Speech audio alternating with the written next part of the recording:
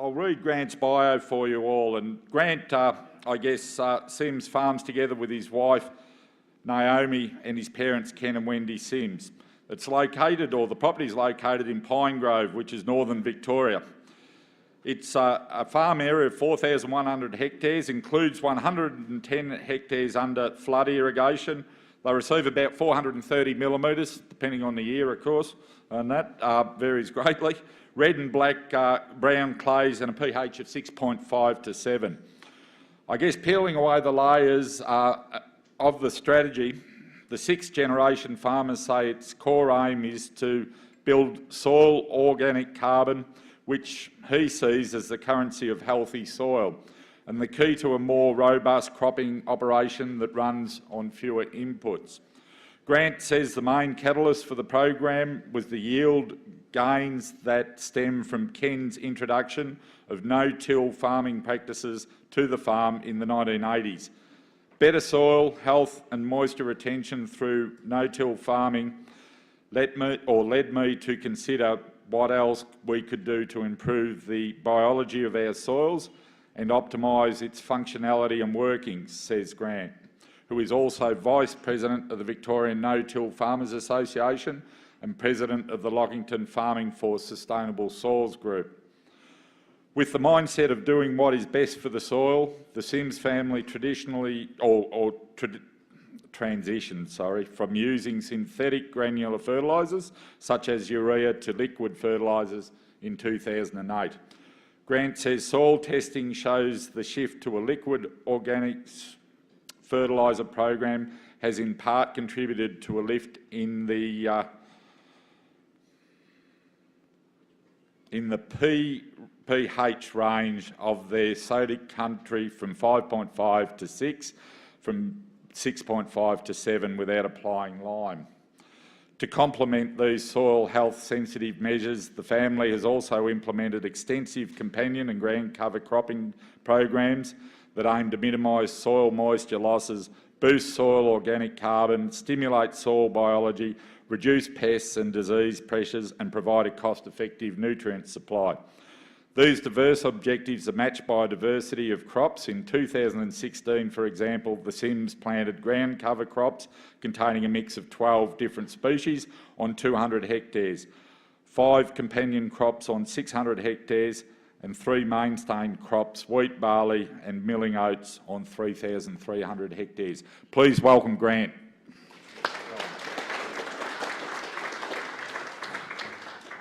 Yeah, thanks, James. Thanks, everyone.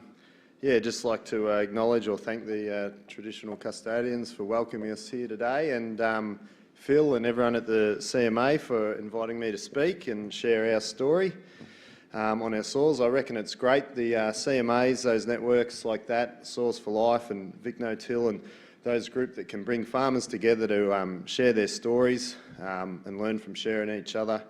No one's trying to sell anything, we're all just trying to help each other out. Right, so I'll just tell you sort of our story. Which is that one? Oh, that one. Oh, there we go. James said we're Pine Grove. We farm 10,000 acres of clay soils. I'll try and rip through a bit of this stuff because I don't want to get in the way of lunch and that. The rainfall, 435 mils average. As you can see, we're fairly consistent monthly rainfall, but most people would say we're winter dominant, which we get a little bit more in the winter. But we tend to sow all our crops the same time of the year, April, May, and then harvest the same time. So we've been looking at trying to capture and use a bit more of that moisture and growing things out of that sort of traditional window. Sixth generation. Oh, no, what's happened there? Farmer on our property. We had our 140-year anniversary this year. That's my grandpa. He said they used to run, draft horses to sow their crops. He said they used to run 9-horse teams at times for 3 hours, unhook them, then run another 9 for another 3 hours. He said it used to take him about 2 weeks to put 65 hectares in. Today we're running 350 horses and we can do that same area in about 4 hours. So technology, and we're not working as hard like Susan said last night. We just sit in a tractor and push a button pretty much, so really hard working farmers. The harvesting, we're running a stripper front, which I'll talk about later.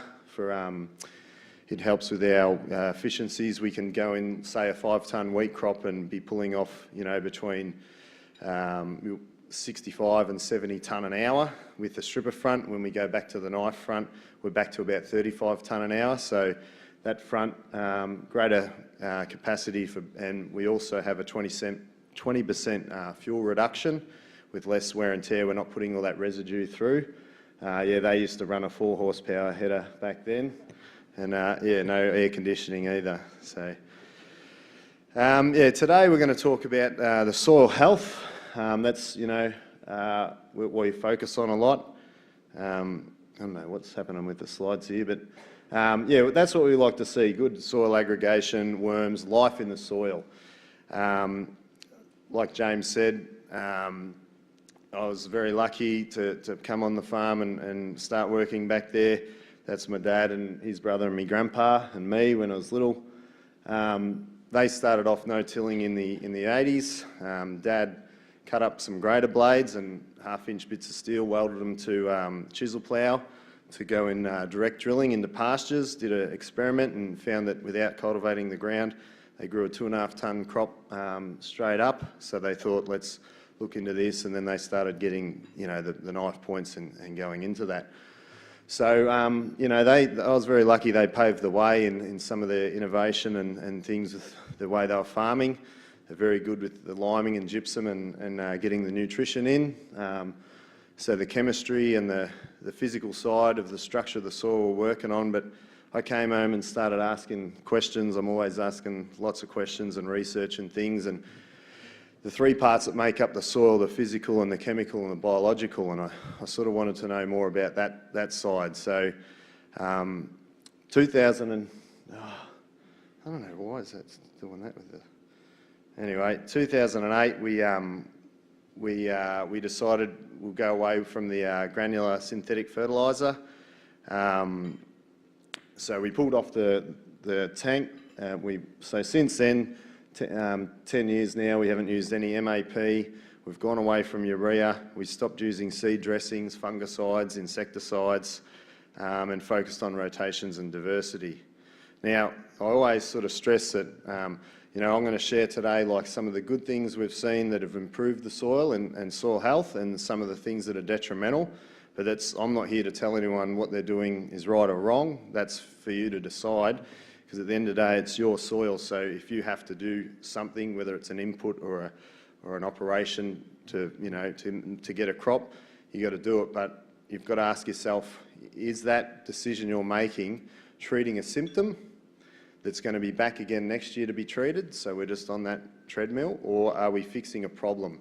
And that's what we try and look at, to fix the problems in the soil, so that then these symptoms start not appearing. There we go. Now we're working. So this is what we started to see, life in the soil and worms, and that's me little bloke. I love taking the kids to work with me, and we're very lucky as farmers we get to do that and teach them about life and the soil and the bugs and the worms, and we see a lot of those now. And he actually took some convincing to grab that worm because he thought it was going to bite him. So anyway, but now they won't leave them alone. If we go fishing, they just won't stop playing with the damn worms and sit still in the boat. But anyway, it's good fun. So I'm going to talk about some of the things we've done to improve our soil health. Now, when we started in 2008 looking at the biology, we did some soil testing and measurements, and our cation exchange capacity then, which is the ability for the soil to store and hold nutrients and water, was around 11 or 12 in some of our clays. Now we've got that up to around 27, the cation exchange reading. So we've more than doubled our topsoil's ability to store and hold moisture. And through other practices that I'll talk about, controlled traffic and using deep-rooted, tap-rooted plants, we've increased our rooting depth, which we can measure on our moisture probes. So when we talk about the farming area that we farm, we always talk about it in 2-dimensional. We're farming so many acres, which is length by width. but really we're farming a three-dimensional soil plane. So if we can increase that third dimension, all of a sudden we're doubling the area we farm without even having to buy more land. So it's something we've been working on. So 2015 was a interesting year. This is on some of our terrace country out the plains there. It's very sodic clays. This was quite exciting to see on this year. We had pretty average growing season rainfall, 159 mils. At grain filling, we had 4 days. I don't know if anyone can remember, it was grand final weekend, was 40 degrees Celsius plus. We harvested that paddock and went 1.9 tonne to the hectare in grain yield, and a lot of people were cutting everything for hay that year. Now on that country years ago, any heat on the sodicity of the soil makes the plants work harder. They get, to extract the water out of the soil. They would generally hay off. We'd cut them for hay. We got no ground cover. Next year, unless we had a good favourable year, it was back again. That same year, we had some fertiliser trials we get asked to do a bit. That was with some synthetic MAP, which is standard practice at 70 kilos, and our liquids there on the right. Those photos were taken about a metre from each other. So that was in the heat of the day, 40-degree heat, and as you can see, the flag leaf on the synthetic fertiliser had curled up. So I think the biology there is working and helping the plant through times of stress and heat and moisture and things like that. So we're doing this in the dry years. We could see that work. The big test was then the next year, 2016. We had it was a great year. 317 mil of rain. We doubled our long-term average, and most of these crops only had 30 litres of UAN or 10 to 12 units of nitrogen. So, but I must admit, I gave my wife all kinds of grief because I was nervous all year, all winter, that can we, we've got the moisture in that without putting the urea on, are we going to get to the other end and miss out because we haven't applied? But with when you get everything cycling and good rotations, we found we can. That being said, this year was a different story again with all the frosts and the colder soil. So, every year is a challenge, and that's what makes farming exciting. So this is not working here, but anyway, I'll just talk through. So some of the principles we've been following. We started back in 2008 before being part of Vic No-Till and knowing about, all this stuff going on. And now I think it's great that, I've seen, especially in the last few years, that more awareness and talk about this type of practice. We went to the States and saw the soil health movement out of North Dakota and things, and they were going on what Susan touched on last night was, I don't know why that, am I better to, Will that help? maybe I've got should I try my USB? I've got, It's not working, is it? nah. It doesn't matter that, I'll just get... So anyway, we talk about eliminating or minimising tillage, keeping the soil covered, maximising diversity and rotations, minimising chemical and synthetic inputs, stopping soil compaction through things like CTF farming, and livestock, funnily enough. At the time when we were in America, it was pretty hot. It was our February, and I had the boys at home filling in dams, because we used to run sheep, and 2012 we got out of them to focus on the stuff that had come out of the Wimmera with de-seeding and CTF and that. And we went over there, and the Americans said, you're missing one thing, the livestock. It's an integral part of the system. And I thought, oh geez, I've got the boys at home filling in dams and pulling out fences, so I sort of had to ring them up and said, righto boys, you just turn around and go the other way now, and we might need those dams back in. So yeah, they were thrilled about that. But anyway, and the other thing we learnt, if you are travelling to America and thinking of going over there, and I hope this works, is what Rocky Mountain oysters are. And I'll give you a clue, it comes from a bull. And it tastes like popcorn chicken, so there's something, when in Rome, but anyway, yeah, that was something different. So I'm going to talk about tillage. and some of the things that, we try and avoid. And, like I said, if you've got to do it, you've got to do it, but things to be aware of. Obviously the soil erosion from wind and rain. Now this is an experiment I did to demonstrate the effects of tillage. And I hope everyone appreciates I've destroyed a good yabby net to do this high-tech scientific experiment here. But on the left is some soil of ours in a paddock that we haven't, tilled or cultivated for, 30 years or so. And you put it into the water, and the glomalins from the roots and all the glues have just held that soil together, good aggregation. On the right is multi-disc soil, put it in, as you can see, at full dispersion. This is 30 minutes later. This one's just disintegrating, and on the left, we could take that soil out and nearly drink that water. A few crumbs fell off. But amazing to see. Now all this soil dispersion, if you think about that when we get a rain event, all that fine particles all end up running in, filling up the pore spaces for oxygen, root passages and things to go. So if we can keep the soil, the structure in, the thing that destroys the glues that hold it together is tillage. So it's something to be aware of. The thing that fixes it is the root of a living plant. It pumps the carbon back into the soil, which puts the glues that hold it all together. So that soil, I actually did this test again when they planted a crop of vetch in. The vetch is only 4 inches high, and it didn't do that. It was amazing how quickly the root of a plant can fix that problem. So how do we look at tilling our soil to get the aeration and that in? Instead of using iron, one big term is use roots, not iron, or also we use animals. Or on the left is worms, the worm holes. We get a lot of activity drilling holes everywhere. And this on the right is dung beetles that we're finding now with the cattle we're running. So I got asked once, have you ever subsoil manured and all that? And I said, no, we haven't. That costs a lot of money. And then I thought about it. I thought, well, wait up. Yeah, we are now. But we're making money subsoil manuring, fattening cattle and letting the little bugs do the job for us, because it's hard to see. But if you zoom in on that dung beetle hole here, it's like a barty grub hole, just completely lined with cow manure. So they are dragging that manures into the soil and then, really helping our subsoils and things while making money. And that's what I think we try and do. A lot of the advice we get given by people, the consultants, we've got to ask, are they selling us something? What are they doing? If we can solve some problems and make money instead of spending money to solve problems, that's the way I think is a bit more fun. This is another way we till the soil. This is the tillage radishes. They get pretty thirsty out in the paddock when they're, so we make sure we keep them hydrated. This is a plant. On the left we did a soil pit, and they were going down this some irrigated country where the roots never got down because they're always watered, so they never had to work.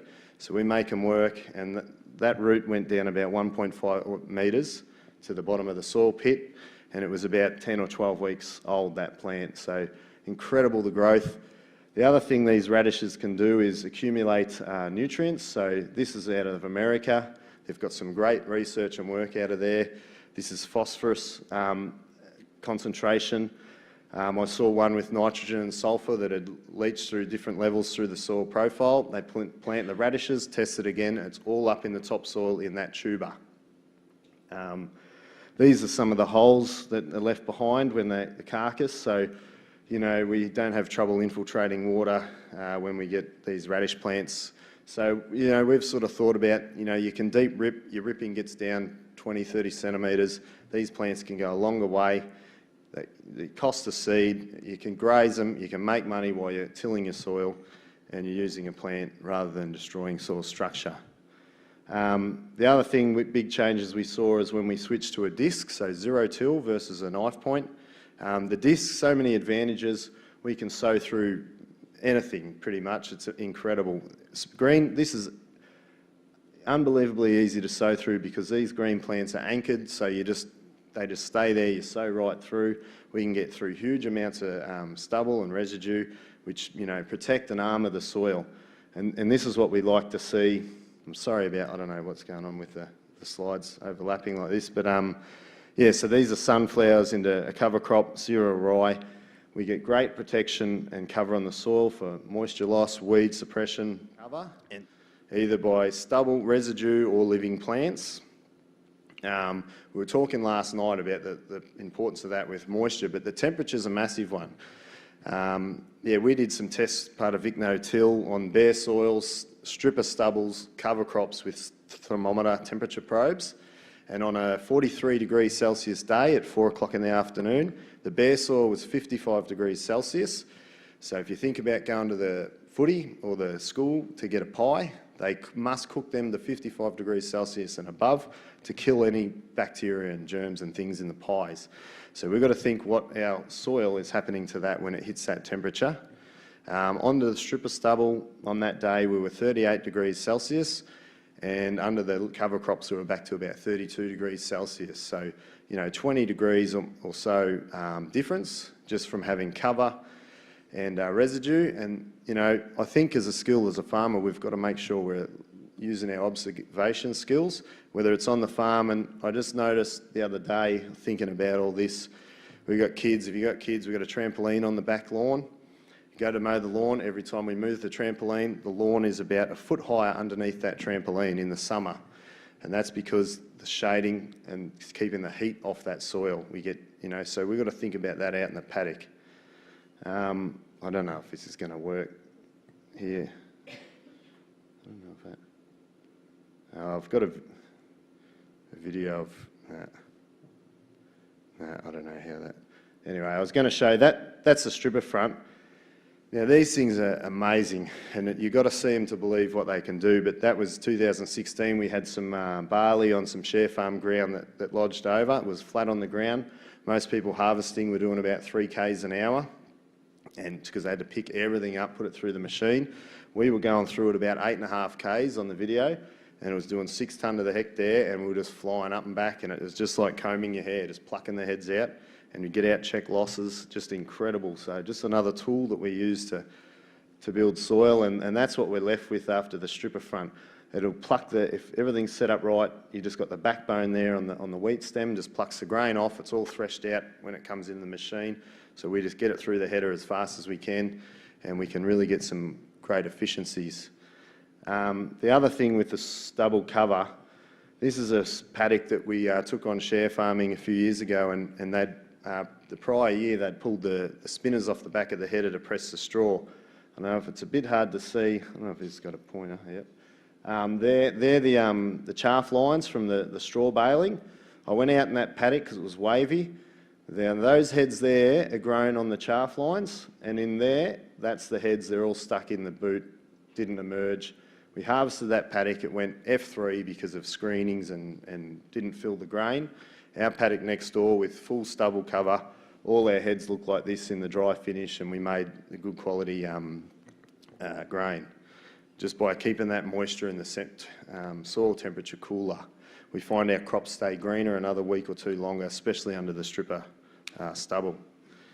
So how else can we get cover? And I'll talk about this a bit more, but we've been growing cover crops for a few years, mixing. So we're just trying to use nature as a template here and mimic nature really, and in nature we don't have monocultures, we have full diversity like Michael and Suzanne were talking about earlier.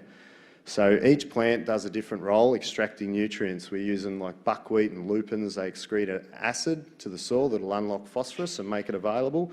Obviously you've got your legumes fixing nitrogen, we've got sunflowers, bring zinc up. Every plant has a role, and if animals eating on these cover crops, which I'll talk about later, they've got all minerals and nutrients from all the different plants. They can really get some serious weight gains, and that's where you start, making some good money with these things. So that's sort of where we go with diversity and rotations. So, yeah. Anyway, this is an example of our last year program. It's pretty fun with seed grading and working out silos and bins, but we had about 12 or so different grain crops, and we try and mix it up with cool season and warm season stuff, especially in the covers. So your sunflower, millet, corn and buckwheat and radishes, and then all your grasses. And we do a lot of companion cropping we have for diversity and also minimising inputs.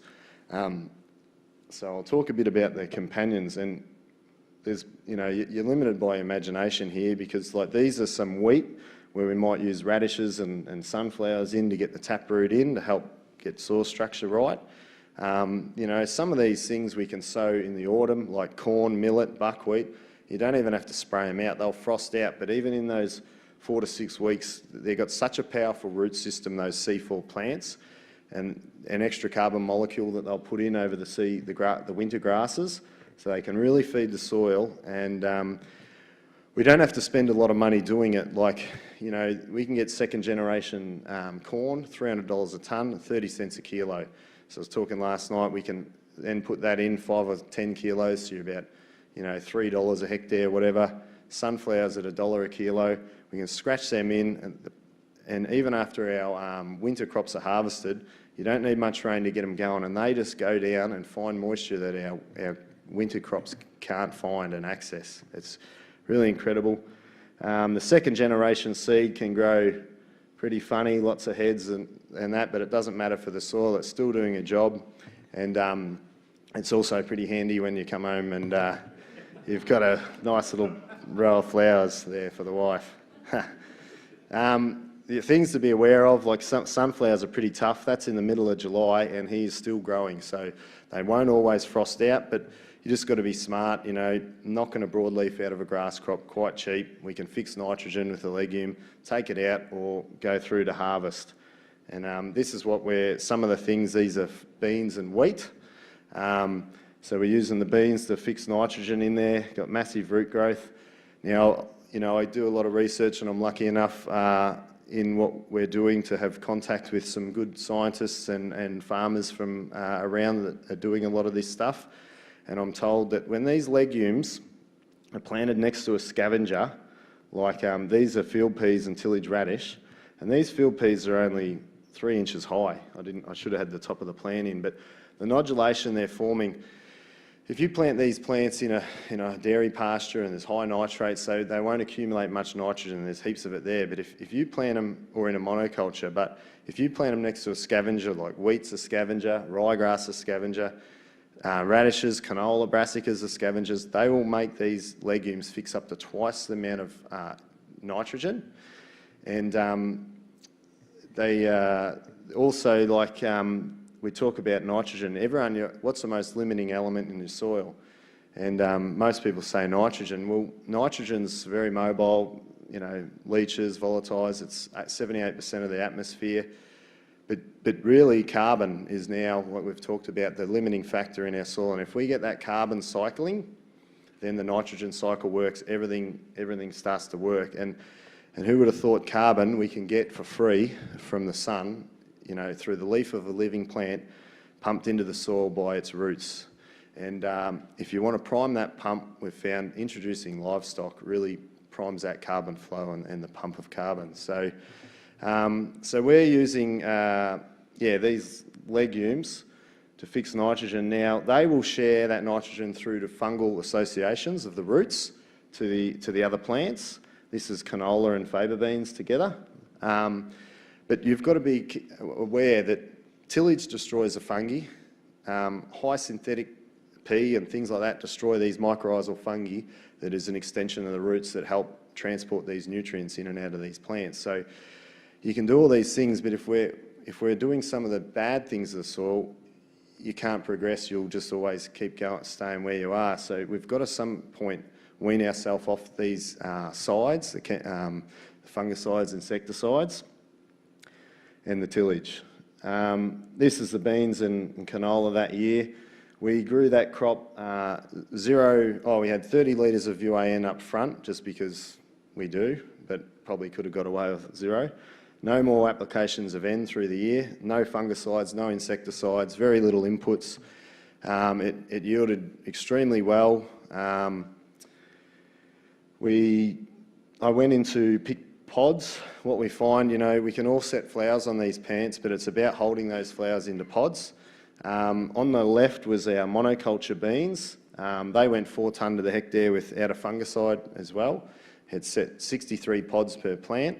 On the right in the canola as a companion crop, we were setting and holding 73 pods of beans. So that's where our yield comes in. It was interesting in that canola, when we'd hit our wet spot in the paddock and maybe the canola's been flooded out or a bit, the beans just dominated, and all of a sudden our grain tank was just going yellow. So instead of our yield average dropping, it was holding or increasing.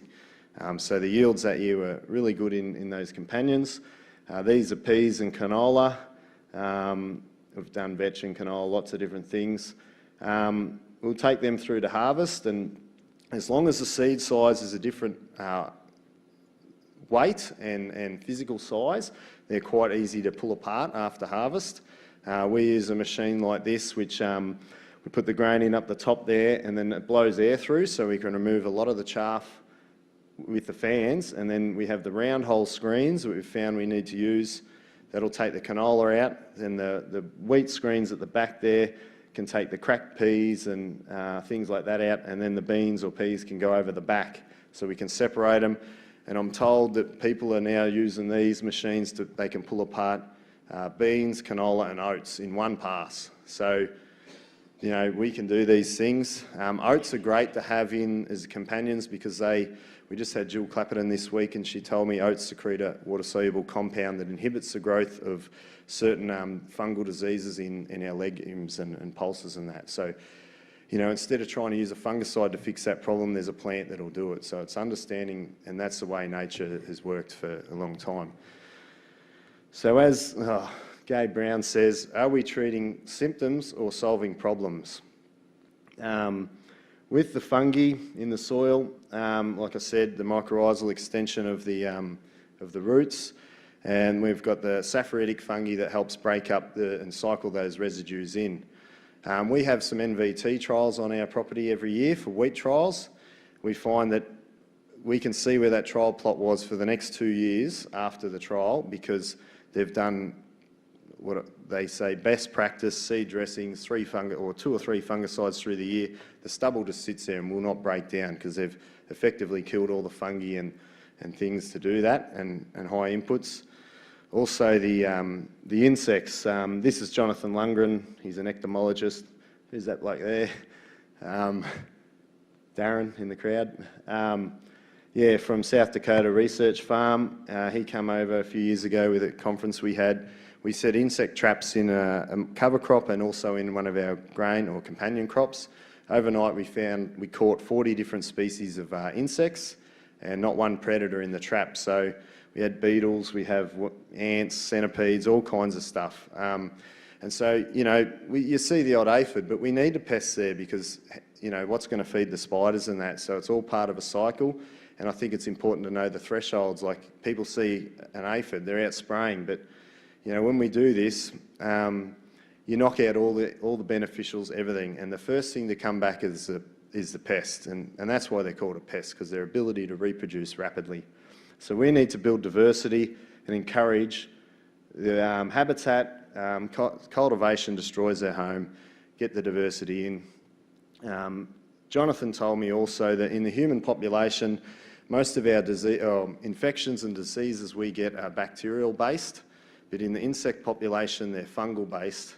So when we run these fungicides on, we take out the good fungi, but we also take out a lot of the diseases and infections that keep the insect population in check. Then we run out with a broad spectrum insecticide and knock out all these guys, the predators. And this is just photos I've taken driving around the farm, seeing, I don't know what that was, but it looked pretty scary, some sort of spider in a hole. These are beetles now. I don't know if anyone can see, but these here are slug eggs.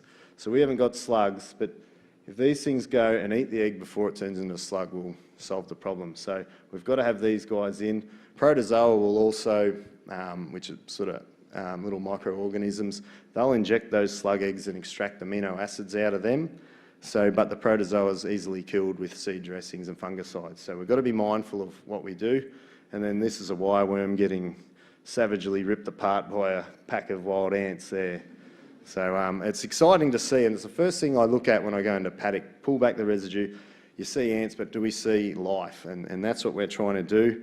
The kids, like I say, this was a lentil paddock we had this year, and there was the millipedes, Portuguese millipedes, everywhere. And I was a bit concerned, thinking, what are these things going to do here? There were so many of them. And I rang a few mates that grow lentils and they said, yep, no, they're the two worst crops that get hit by Portuguese millipedes, lentils and canola. And I thought, great, we've got lentils there. But this paddock hadn't had an insecticide or fungicide for over 10 years. And I thought, I'm not going to start now. And so it was a nervous couple of weeks watching it. And nothing happened. And I rang Jonathan and he said, if these millipedes are in a paddock that's been burnt, got no residue, they've got nothing else to eat but the lentils, well, sure, they're going to eat the lentils. But if we've got plenty of other things going on, they've got other food sources. He said these Portuguese millipedes are actually very good weed seed predators and eat a lot of weed seeds.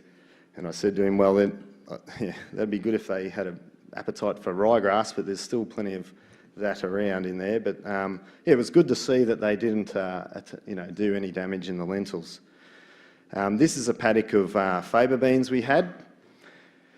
Not very good soil cover there. It was after a canola stubble, getting smashed by a lucerne flea. And I thought, here we go, this is going to be a pretty ordinary crop. But then something I remembered that I'd heard Gabe Brown say, and he said, as farmers, all we do every morning is we get up in the morning and think, what are we going to kill today?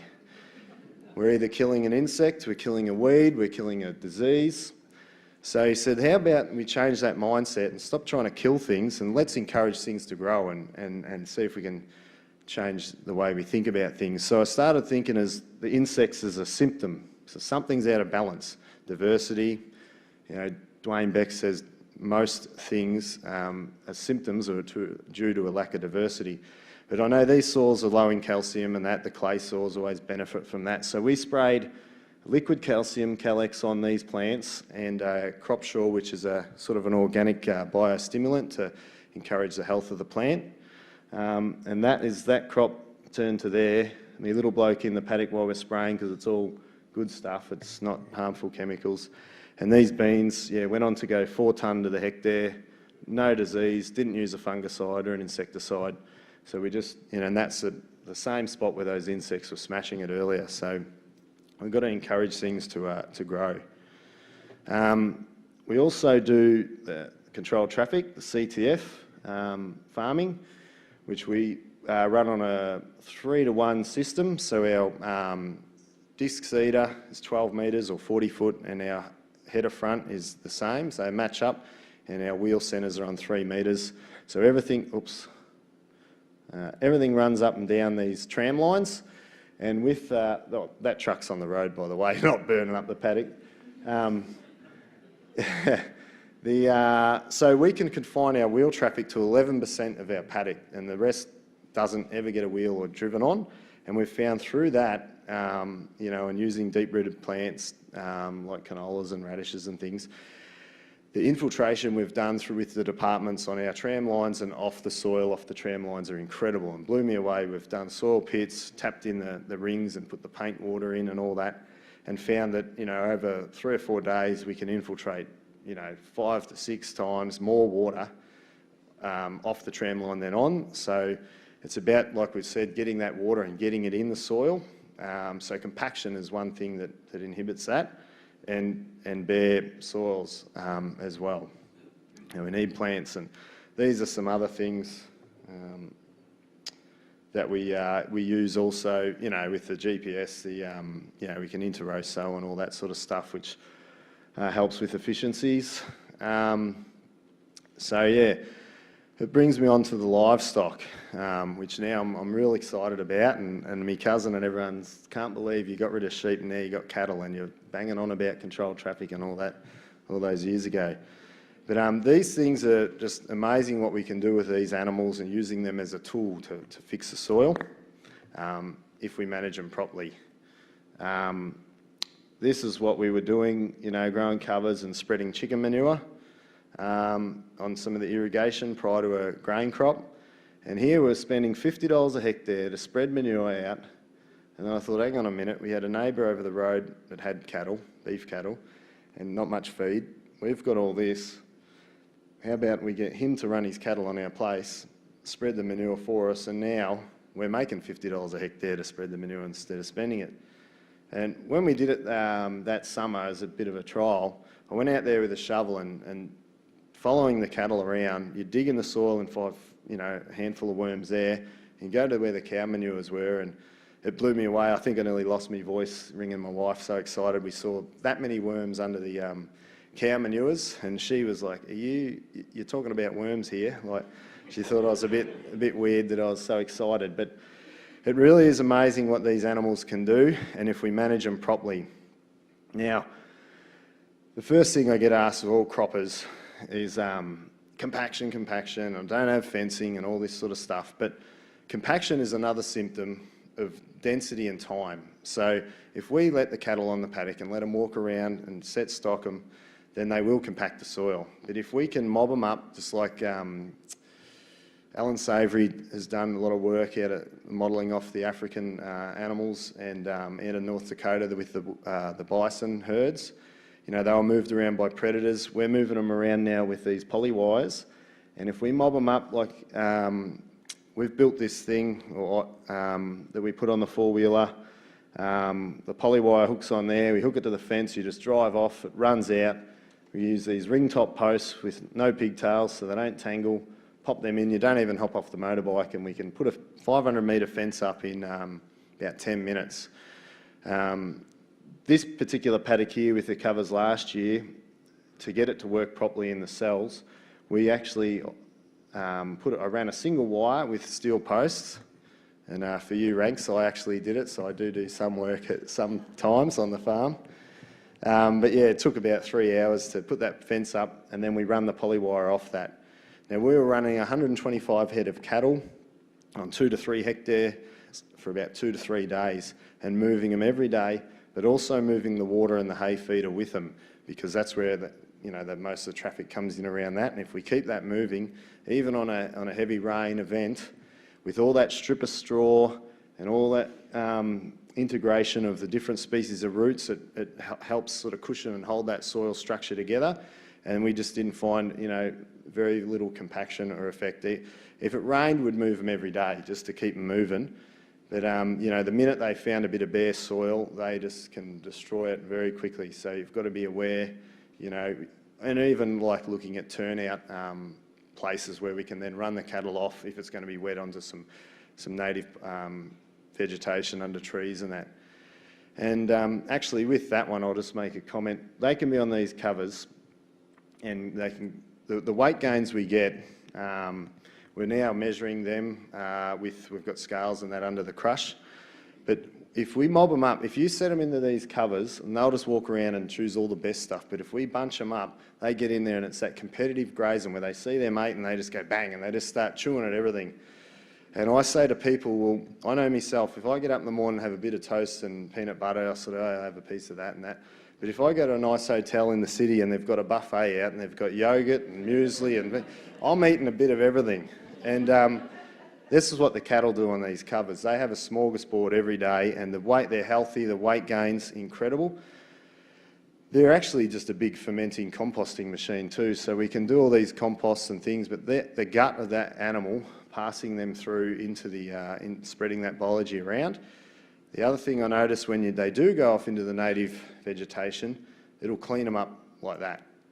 They're eating native biology, then coming back onto our pastures and spreading that around too. So I think that's quite interesting and important.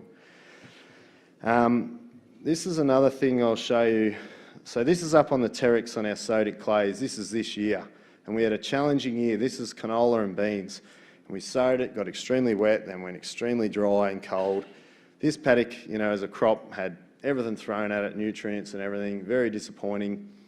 Grew, a couple 100 kilos of canola, terrible. This paddock here, basically that photo I took facing here. This photo I turned and took here. This is a 13-way mixed cover crop that was sown right next door to this at a cost of between $15 to $30 a hectare for seed. We spent $10 a hectare, 10 litres a hectare of Cal-X for the cost of $30, and then the sowing costs. This is the second year in a row we've done covers. We did winter covers the year before, and then we did summer cover crops, and then winter covers again. And what we're finding, and I'm seeing this is happening here in Australia, not just in North America or other places, they say what your first year of cover crops, you get if you keep some of those nasty things away that inhibit the biology to grow, it'll get an explosions of the biology and things will start to happen. And the first year you might see the crops grow up to your knee, and then we're told year 2 to your waist, year 3 over your head, things like that. Well, this mix we did at home on our best soils and it grew pretty well. This on our worst soils, the exact same mix, same sowing time, sown, but it was 2 years in a row. The growth we got here was just incredible of all this multi-species. We had, cereal, rye, oats, all that. I pulled up there and I was that excited. I rang Mum and Dad straight away and said, you need to get in the car and come up here and have a look at this, because this is our poorest soil. Instead of, we'd have poor crops, poor yields, weed problems, all these things. You're just spending money on them, liming them, ripping them, doing all these things, and then you're still growing, this sort of stuff that can happen in these monocultures up there. But we get the diversity in, and this is where it gets really exciting. We can, very low input, low risk, We always, when you're growing a grain crop, something's always going to have a crack at it, and, frost is all the environmental, but you're just hedging your bets here because we've got 13, 14 things in, so something gets eaten, something take its place. The kids love it. I had the 2 boys there, and they jumped off the ute, and I lost them for about 20 minutes, the little buggers. They thought it was pretty funny, and I'm chasing them around, and I couldn't find them. But also, when we put the cattle in there, the boys had trouble. They had to climb a tree to see. We were worried that they'd disappeared or jumped the fence, but they were in there somewhere. The other thing we're doing with the cattle is something that I got an idea out of North America also with the bale grazing, and this is something I think could be looked at.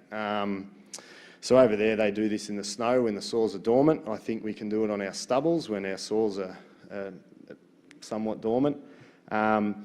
People always say, and I've been part of the GRDC stubble project, of stubble being a problem, and they're looking at burning or cutting or baling to get rid of it, a really good resource. But when that carbon is there, it's 80 to 1, carbon to nitrogen ratio, and then that's out of balance. When that animal eats that stubble, it goes through its gut and it comes out at 15 to 1 carbon to nitrogen ratio. So we're cycling it. We've been putting vetch hay out and so we'll pick, this is like an area that had ryegrass resistance, low performing production area in the paddock. So we'll put vetch hay, high protein, to get weight gains on. This hay was last season, or 2-year-old hay that's only worth $150 a tonne, so 15 cents a kilo. We've got a weigh bridge we can weigh all this on. They're eating about 4 kilos a day. It costs us 60 cents. Then they walk around the stubbles and pick out thistles and things like that. But once the cattle move, the amount of manure and urine and that there, we're measuring weight gains on these cattle as well, because we've got to make money doing this, but we're also trying to make money and fix a problem in the soil without using the chemicals and all that. And I think, some of these problems we've created from, monoculture cropping, overuse of chemicals, we get resistance. So we try and solve these problems with the same mentality we use to create them. We've got to start thinking outside the box and challenging the status quo and looking at other ways to do this. How am I going for time? When you're ready. All right, I'll just quickly wrap up now. So another thing that I've been told is that I just want to put in here that the tillage radishes are like a Red Bull for worms. And when you dig them up, the worms go crazy. But I've discovered another recipe. You add cow manure, and I reckon that's like the vodka, and there's the Red Bull. So that's a Jaeger bomb for the soil, the party.